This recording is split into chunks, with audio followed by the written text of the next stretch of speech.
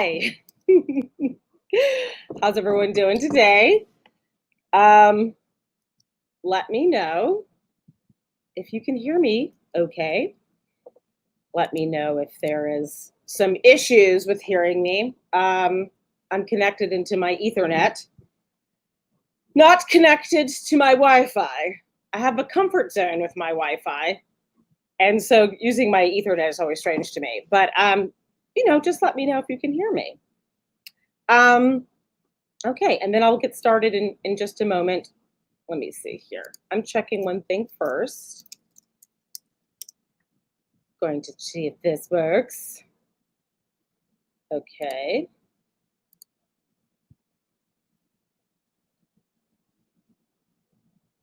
Okay. All right. So I'm going to go ahead and start. If you don't hear me, hi, Ruben.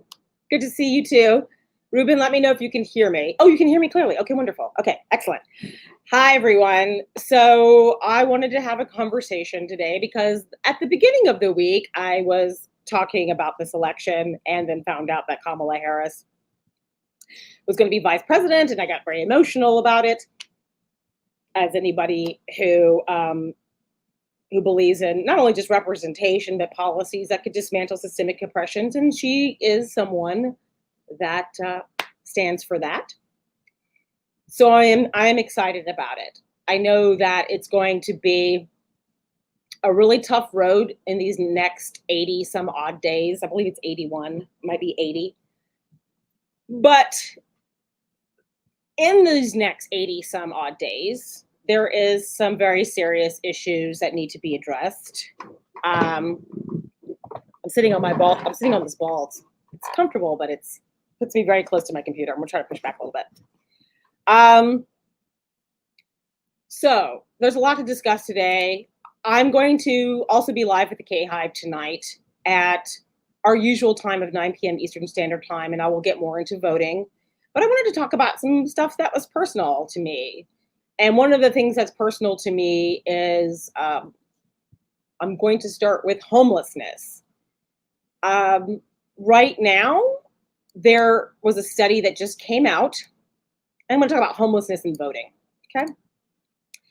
Right now, a study was done, and it says that there's an estimated 30 to 40 million Americans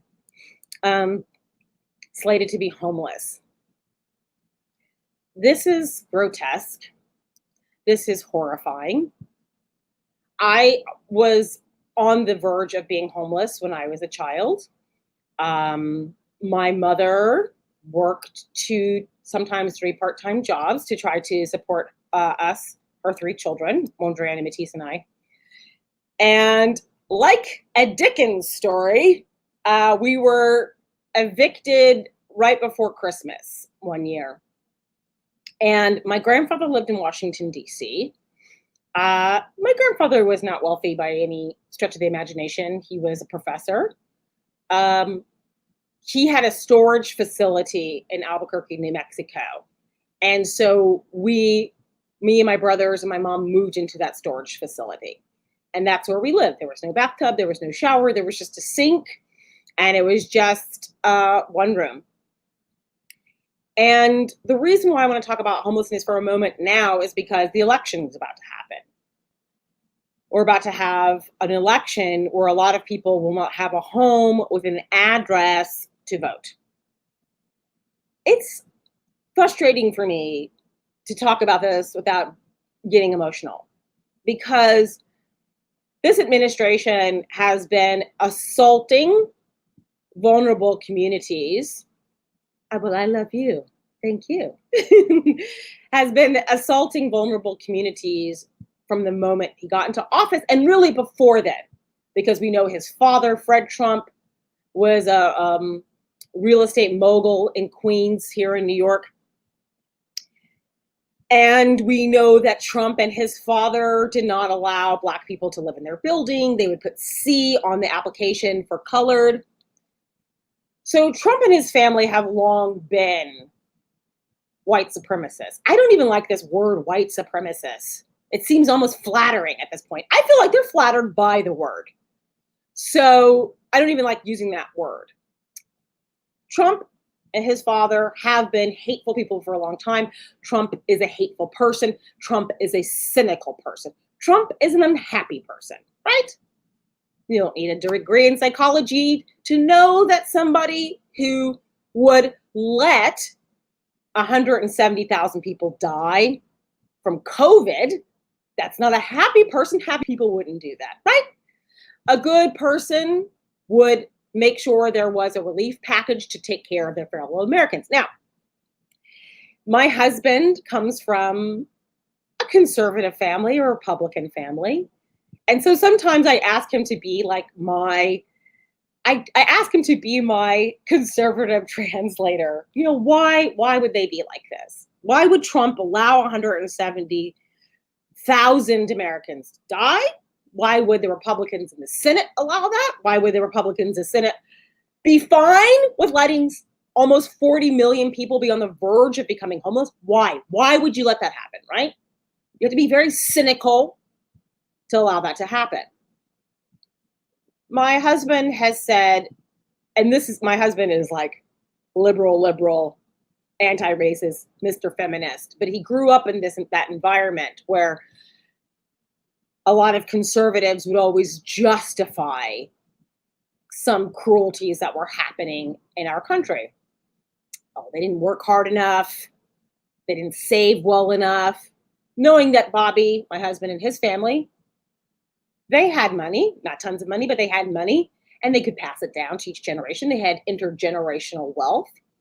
My family did not have that at all. At all. In fact, when my mother passed away, I obviously didn't have a dime, and the Social Security money, thankfully, that we got after she passed away, was what would help feed and clothe my brother after she passed away. So what I'm getting to right now is that we are in a very cynical time right now. We are in a very cynical time with Republicans. And we need to realize that while certain things shouldn't be partisan, like I don't think homelessness should be partisan. I don't think voting rights should be partisan. I think that both people should say, yeah, people shouldn't be without a home. People should be able to have their vote. That is not where we are. So, can homeless people vote? I've been asked this over and over again. Yes, homeless people can vote. Okay. I wish I had a conservative translator. It's interesting. It gets deep. I might go into that for a moment, but I will let you know right now there is a wonderful nonprofit vote. It's called nonprofitvote.org. And they have a section on there called Voting and Homeless. And it says, can someone vote, register, and vote when homeless? Yes. People experiencing homelessness can register and vote in all 50 states. What should this person list as his or her home address? Okay. It is recommended that homeless registrants list a shelter address as their voting rights address where they could receive mail. Alternately, homeless registrants can denote a street corner or a park as their residence in lieu of a traditional home address. The federal voter registry form and many states provide a space for this purpose. Now, there is this one issue. A lot of people are going to say, well, what happens if they're just newly homeless and they've lost their homes? That is a good question to ask. Okay. So I'll say this, does the registrant have to have lived at this location for any particular length of time? Yeah, some of them do.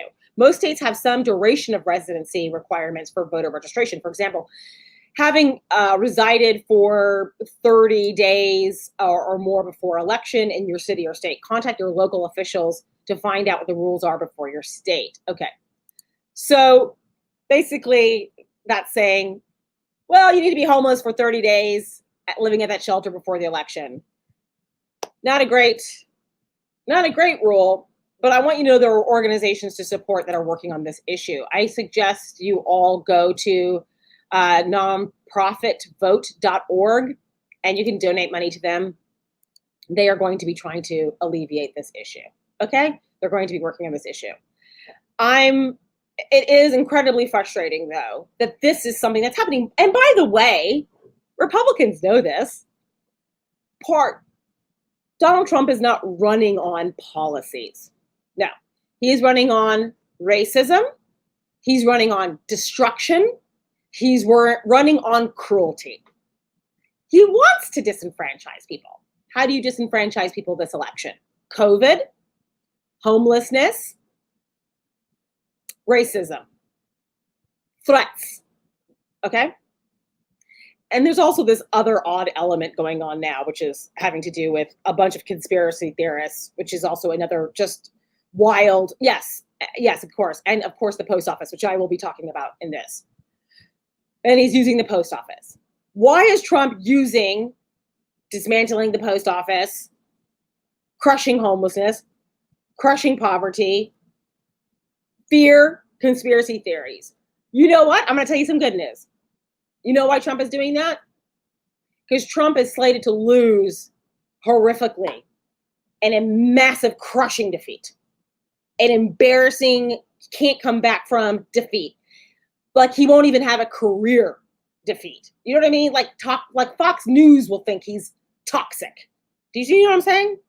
Don't think that if he loses, former Representative Paul Ryan, who I believe is an advisor at Fox News, don't think he's not ready to retool Fox News to come up with a new way of discussing the Trump administration. They're going to try to spotless sunshine it out of our minds. They're going to try to be like, that didn't exist. That administration never existed. And they're going to come up with they're going to respawn. Okay? So that is why Trump is doing this. Trump is on the verge of losing so poorly, so badly, that he is panicked. Trump is panicked right now. That's not conjecture. Why would anybody, let's be analytical and think about that. Why would anybody else go through the lengths of what Trump is doing? He and Attorney General Barr have not only said that foreign interference is kind of fine, right? Barr had to be pushed on that. Would you accept foreign interference? He goes, well, it depends. Horrifying. He had to finally be pushed to say, well, maybe it's not a good idea. Trump is banking on foreign interference for this election. He's banking on his friend DeJoy to making sure that our ballots aren't mailed. He's banking on the fact that he's got massive amounts of conspiracy theorists. You know, they're called Canon Q A. I can't spell it. Q. He's got them trying to help spread his conspiracies about this election and being very successful. You guys can mock conspiracy theorists all you want, but the FBI termed Cannon a dangerous threat. And some of those times those conspiracy theorists turn into a dangerous threat. Okay? And now you see him having this birther conspiracy. So let's get into the birther conspiracy real fast. You probably, if you follow me on Twitter, then you know that I have been pushing back very hard on even using the word birther in the first place. Zerlina Maxwell correctly said, why should we even use this word? It's just racist. And I said, do not say birther without putting racist next to it. But Zerlina is right. We shouldn't even be saying the word birther. It's racist. It's a racist theory. It's disgusting. And a lot of you, or some of you, know that I study narratives created by conservatives. Before I get more into birther theory, let me say this. I don't necessarily believe in a left-right paradigm. I believe what Molly Ivins said. She was a journalist from Texas. She was fabulous, by the way. R.I.P. Molly Ivins. She says, in this country, we have been mistaken to think that we have a left-right paradigm, when really it's from top to bottom. And I want people to think about that. So while we're online fighting against Republicans who are not in office, like family members or in-laws or cousins, remember, they're being duped. They're being used. Okay? In this country, our power structure is top to bottom. That is what this is about right now. Okay? I want people to understand that. A lot of the Republicans' philosophy that are elected officials is about protecting their big business interests, not small business, big business interests. They're interested in funding their own pockets. They're interested in keeping their friends rich and themselves rich. They don't really care. Democrats, Republicans, part of having the paradigm in the first place is to pit us against each other. Do we have social differences? Absolutely. Do we have different ideas about things? Absolutely. And part of it is created to keep us divided on certain things. Okay? So I will say that. Trump right now is definitely right now trying to pit more groups against each other. That is why he's using this racist, say it with me, press. Hi, legacy media. Say it with me now. Racist conspiracy theory. Done. Why he is using this to cause more divisions, more cuts. He also knows it's painful. He knows it's painful. It worked against Obama. And you know what? The media happily participated. Okay? The media screwed us over last time because the media went, well, is Obama from this country? We'll investigate at 9 p.m. My God. And by the way, I saw them doing it again today. They're doing it again. I'm yelling. You know what? I'm going to keep yelling because I'm mad. They're doing it again. They're on TV going, well, Trump just said Kamala Harris may not be eligible to be vice president. We'll talk about that at 2 p.m. today. No, wrong way to say that. Wrong way to say that. Okay? You have to say, oh, yeah, call out Newsweek? Yeah, I'm going to call it. Yes, true. I am a yeller. Sorry. I am going to call out Newsweek. That was grotesque that they did it. And you know what? And they knew what they were doing. They we're going to get clicks because since Trump was running for office, lots of legacy media. When I say legacy media, I'm talking about New York Times. I'm talking about Washington Post. I'm talking about this. Legacy media is defined as media institutions that have been around for a very long time. They're usually well-funded and they have a massive reach in our society. Okay? They were quick. Let me have some water. They were quick to join the controversy. They were quick to do it. Oh my God, if we say this, we're going to get a ton of clicks on our articles. We're going to get an outrage cycle. It works. It gets clicks to the paper. It gets more advertising, and they're participating in this. And by the way, yes, Jennifer from Dame is not in Dame. We're going to talk about Dame Magazine during this, okay? And that's why I make a difference between legacy media and independent media. But I will also say this. There are some in independent media that are making some of the similar mistakes, okay? They're making similar mistakes because why? This is right now, this is about a crush to try to get money. This is a crush to try to get their messaging out there. And so a lot of legacy media, by the way, and I wrote an article for Dame about this, a lot of media are massive conglomerates who are, like a lot of the Republicans in Congress, have a pro-business bent. They don't give a damn about left-right. They care about financial prosperity. Okay?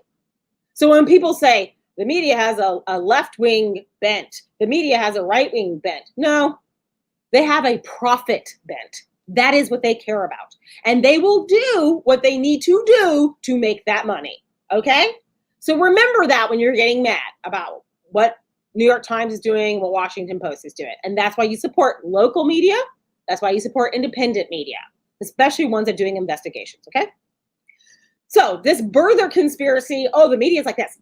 Ooh, this is exciting. This is exciting. We're going to get all of these clicks. We're going to get all these clicks. Oh, we get to talk about this 24 hours a day. Oh my gosh. While it hurts us.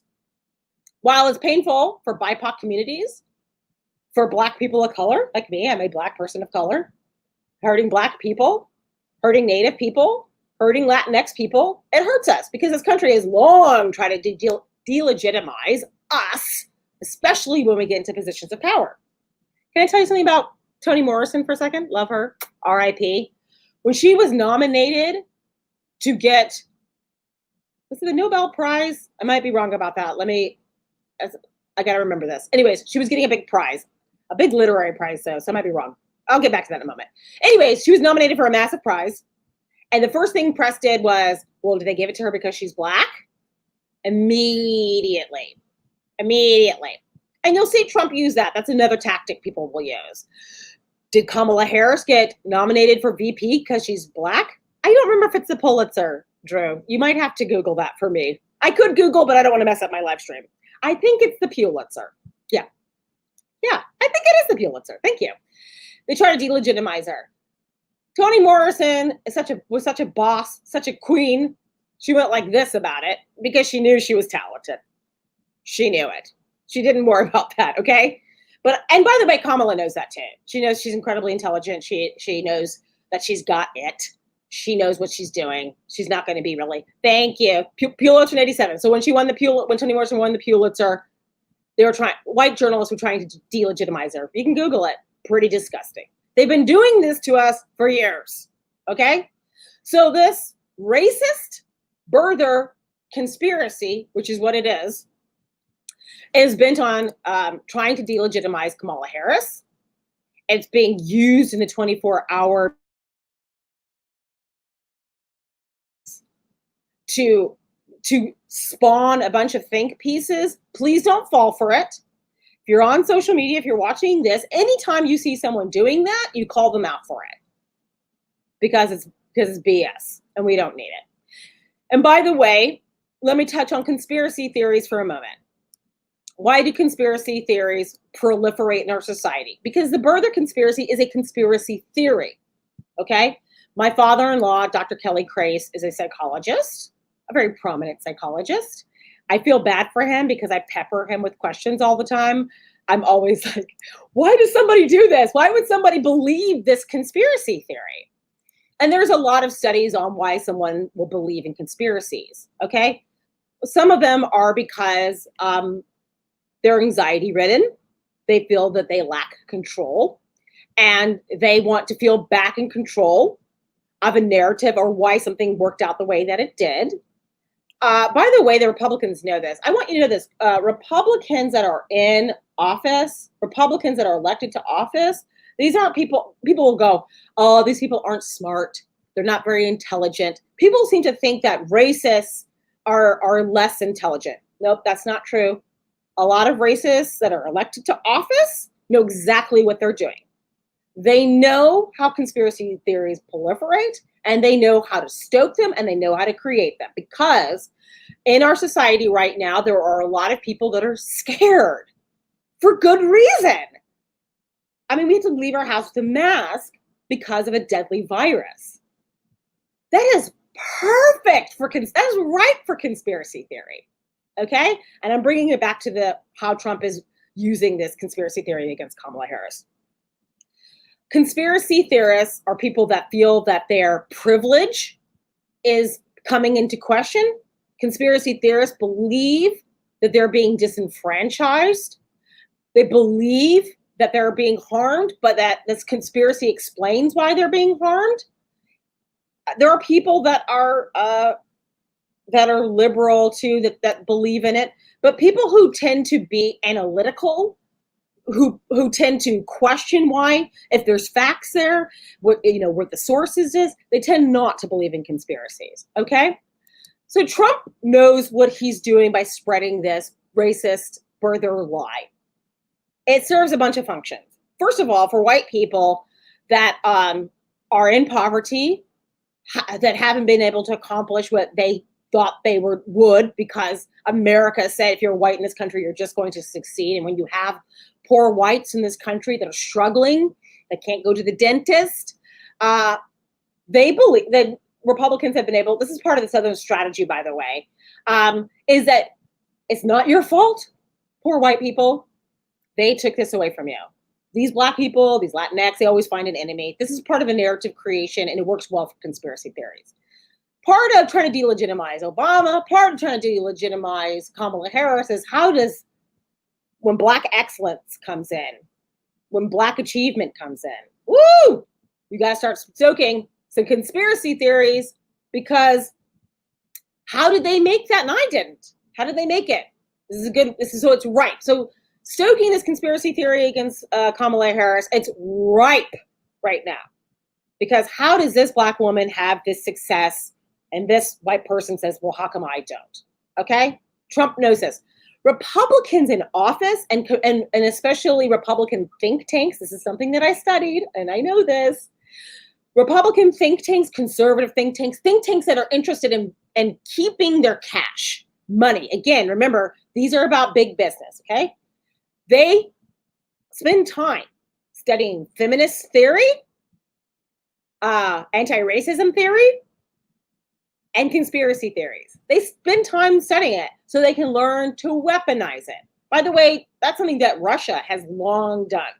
Anything I'm saying to you all, you can look up yourself. It's well documented. Russia, for a long time, knows that there is, our country is incredibly vulnerable to discussing social issues, to talking about LGBTQ issues, to talking about race issues, to talking about everything, right? So it's easy to stoke tensions. Republicans have literal think tanks to come up with ways to dog whistle and to harm people. It's also a way to disenfranchise people from voting. Okay, so part of this conspiracy theory that they're using against Kamala works in two ways. So they have one where they're saying, oh, she may not be eligible. Bullshit, she is. Let's get that out of the way. It's racist. Okay. The other way that it works is they're trying to add something else, like a new element to it. And they tried this with Barack Obama too. You know, he's not really Black. You know, Kamala is not really African American. They're trying that too. Why are they trying that? Because they're trying to break into Black communities and say, she's not really for you. The not all skin folk are kinfolk argument. Okay?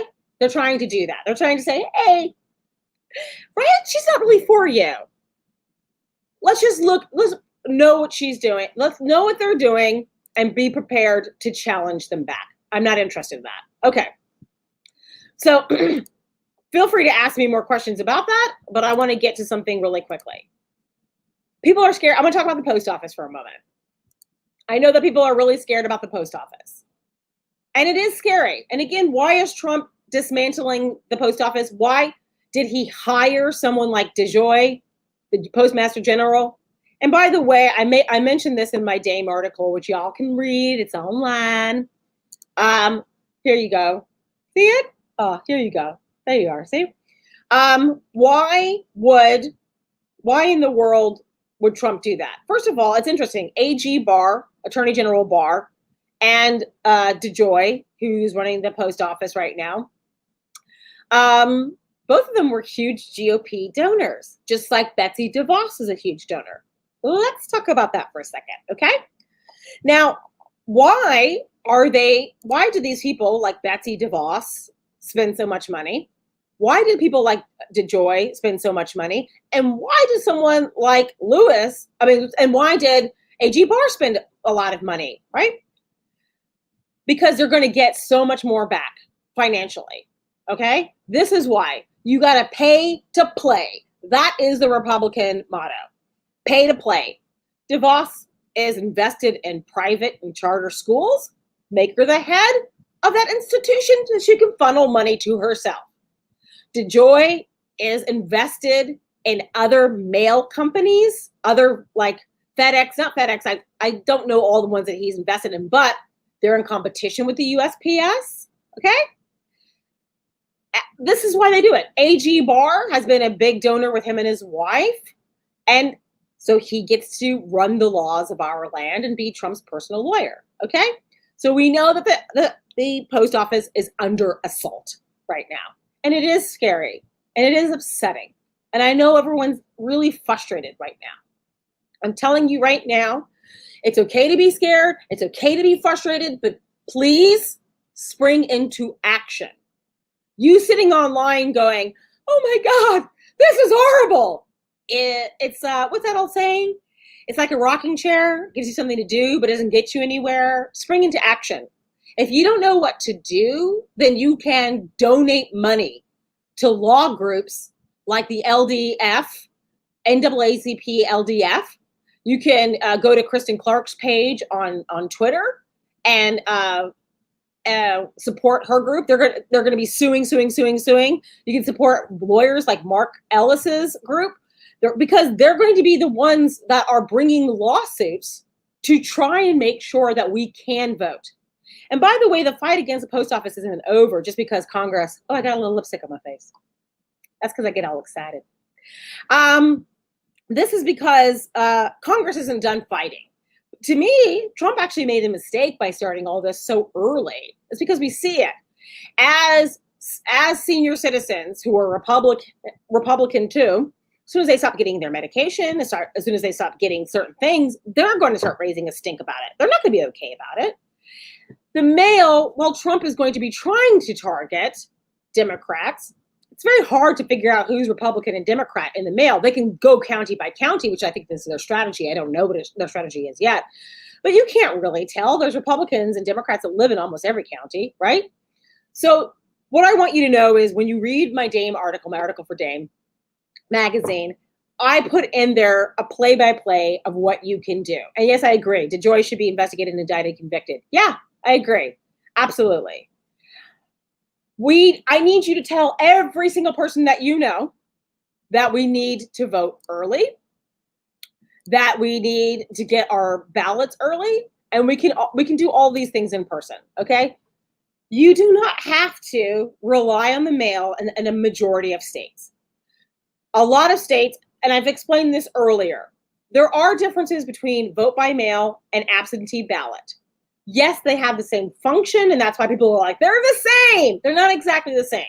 Vote by mail, at about 7 or 8 states, you get your ballot automatically sent to you if you're a registered voter. Why is that so big? And why is Trump against vote by mail? Because you skip a step. You don't have to apply to get your ballot, right? So vote by mail states cut out a whole step, which is a time saver. Trump doesn't want that time saver there.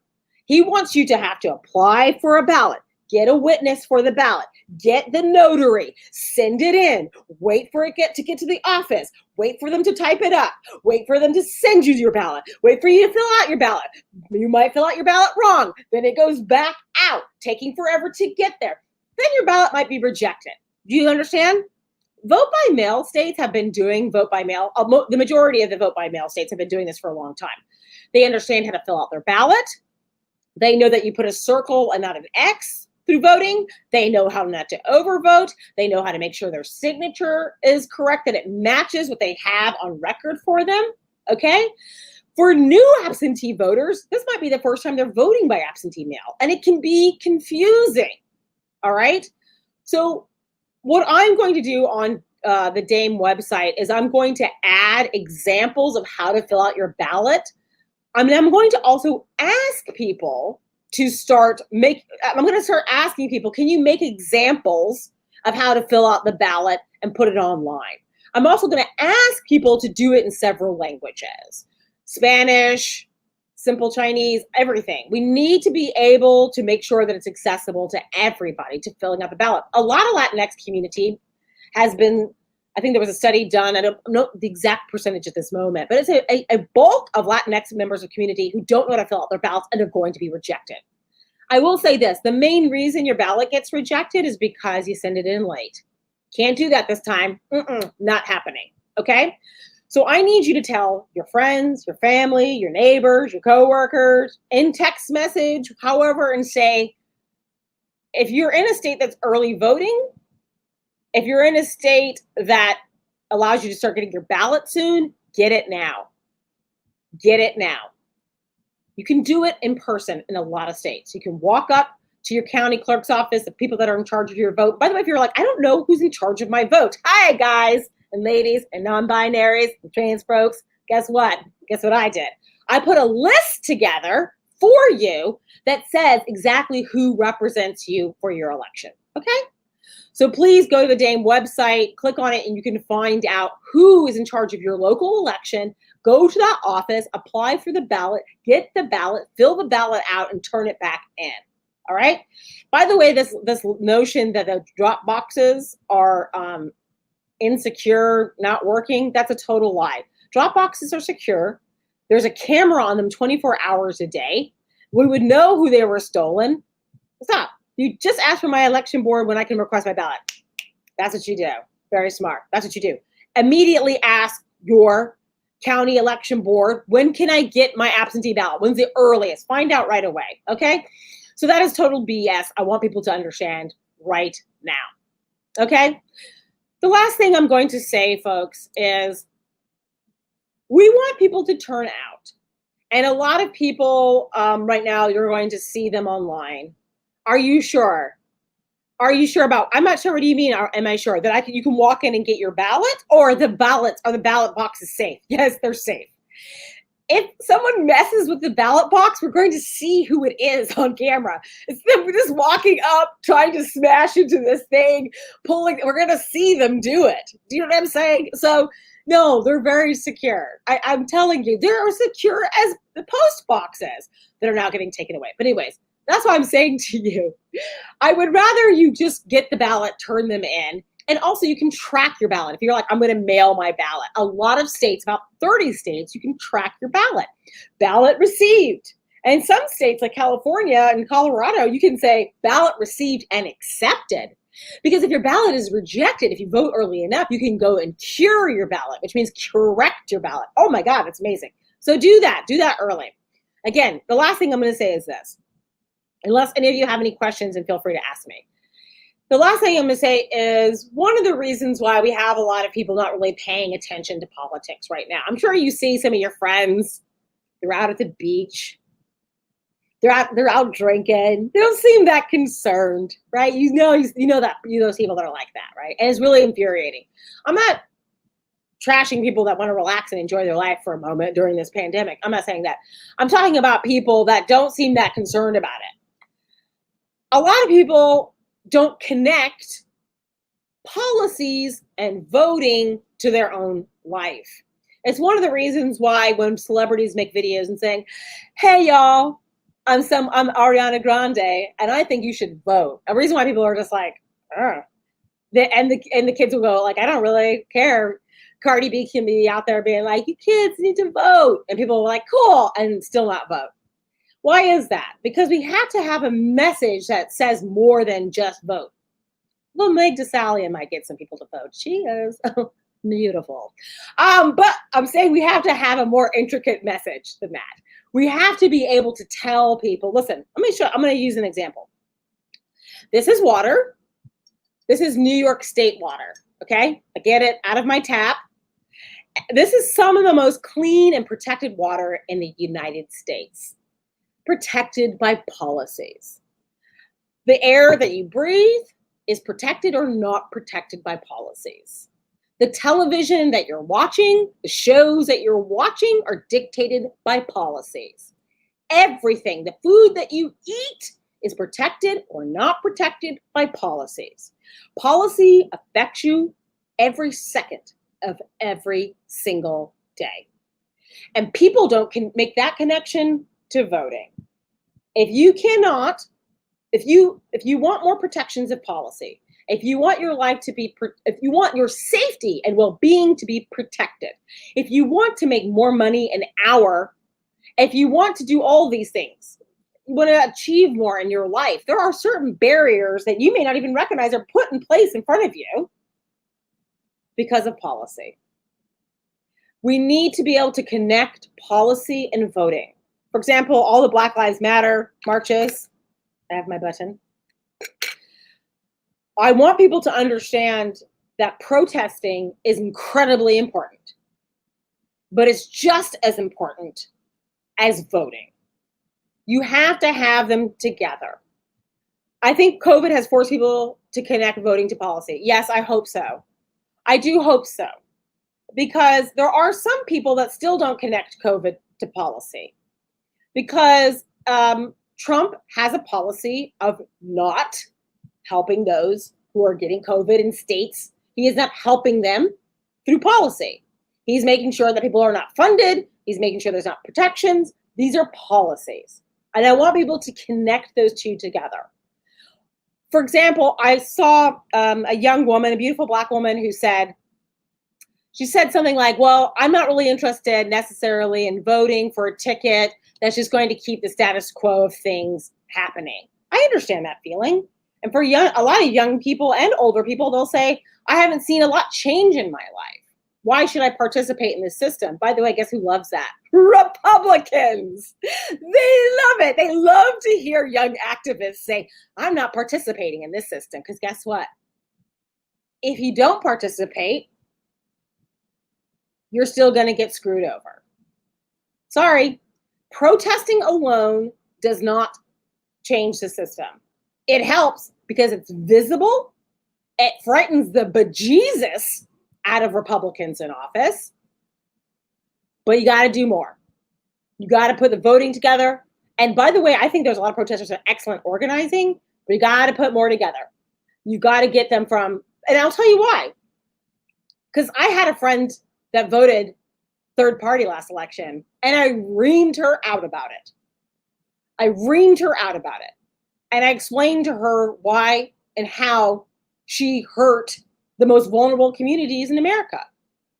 And I explained that through policy, because a lot of people don't see that. So, like Susan Sarandon, when she said, oh, you know what? The revolution's coming. Bish. The revolution is not coming. Right now, people are tremendously hurt, and a lot of people died because of what happened last election. And I want to make that clear to Susan Sarandon. A lot of people died because of some things that you did. By the way, you guys talked about this election. Died. Some people were tricked by Russia. They managed to slice off some votes. But a lot of people would be alive still if Hillary Clinton had been elected. Sorry, that is the truth. Now, would Republicans have put up a big fight against her? Absolutely. But right now, we have an opportunity to bring real change. Right now, we do. And it is this election. And we need to explain to our friends and family. And by the way, I'm being mean and saying die. But let me tell you this. You can't explain it to some people like that. Because some people will say, but these are my values. And I don't feel comfortable with some of the policies that Joe Biden did. I understand that. I'm very uncomfortable with some of the policies that Joe Biden did. And Joe Biden has grown a lot since the 90s and 80s. And Joe Biden picked a woman who has wonderful policies and who has also grown and expanded her policies. Kamala Harris is for decriminalizing sex work. That's massive. Do you know what I'm saying? So you can push your representatives, because remember, they represent you. They represent your interests. You can push them further to do more. They need to hear from you. Sitting on Twitter and saying, well, I want them to do this. Screw them. Are you calling their office? How many of you have ever called your elected office and said, I don't like this. This policy is bad. You know that they have to mark those messages down, and they hear them, okay? I'm a proud Democratic Socialist who'll be voting for Biden. Thank you. Thank you very much for saying that. I want you all to know that you have to vote in people that are going to be pushing policies that help our country, and you have to continue to push them to do more, okay? I'm going to say, let me wrap up with this. This election, my husband's texting me, so I just want to make sure I'm okay. Traffic's crazy. Okay, babe, wrapping up a live stream. Okay. This country right now, let me tell you what's going to happen in about 80 days. Let me tell you something hopeful. We can vote for Kamala Harris and Joe Biden. Trump can be voted out. Joe Biden could put together the most sweeping reforms and packages that we've seen since the New Deal, since the Great Depression. A lot of you will get relief. We could have a vaccine that would happen. That is amazing. We could have some really amazing things that happen. We can vote in. Jennifer said LOL. I'm not sure why she said LOL. Jennifer, you'll have to explain that. And we can vote in Biden and Kamala Harris in about 80 days. And I'm hoping that they will get a cheap vaccine going for us. I mean, honestly, the vaccine should be free once it's developed. Everybody should get one that wants one. We can bring and flip the Senate. Yes, we definitely need to flip the Senate. And by the way, if any of you are looking at the polling right now, Cook Political Report, who I think does excellent polling, they have moved a bunch of seats over in the House from being likely Democratic to solid Democratic. They've moved. I mean, it's amazing. We're on the precipice of changing this. We really are. But right now, we need people to understand a lot of, I don't look at polling. You should look at polling, and I'll tell you why you should look at polling. Polling is scientific. And the reason why last election, some of the things worked out in a weird way. And by the way, polling was actually still accurate because it started tightening during the election. It was within 3 to 1 points in some places, and it just moved this way instead of moving this way. We know voter suppression was involved. We know that Democratic outreach wasn't as well as it should have been. There was a ton of factors involved in last election. You should look at polling. Polling is scientific, okay? However, we still have to get to the voting booth, okay? Jennifer, we can have a national testing plan. We can have a lot of plans. And by the way, Biden can come in with Harris and hit the road running. Hit the pavement right away. That is exciting, and I want you all to be excited about that. But right now, we need to challenge, I'll leave you with this. We need to challenge the media to not push racist conspiracy theories. We need to call them out immediately and tell them to stop it, to cut it out, to recognize that media is in danger too.